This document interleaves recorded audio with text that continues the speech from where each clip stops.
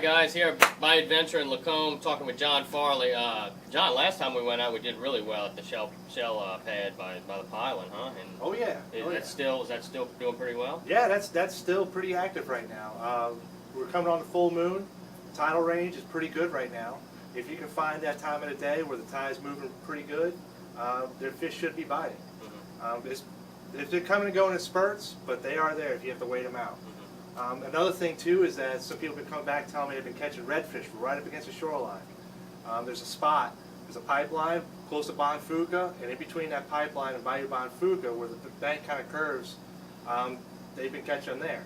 There's some shells and some stumps underneath the water right there, and it's pretty easy to spot because you can see a lot of crab traps that they've been putting really close to the bank in that area. Okay, so look for the crab traps. Yeah, yeah. What about limits? Are we talking limits or just? Yes, we're talking limits. Limits is nice slot redfish, 18, 21 inches. Awesome.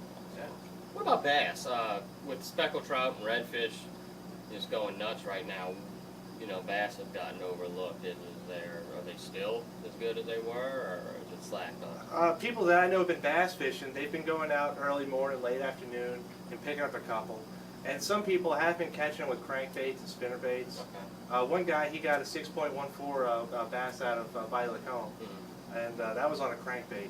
They're still there, but I think they're not that easy to catch right now. Right, right. You'd be better off trying to go for the trout or the redfish if you had an option. If I had a choice between a trout and a bass, I'd go for the trout. Yeah. You got some guys looking for you after that statement. All right, John, thank you for your time. All right, no problem.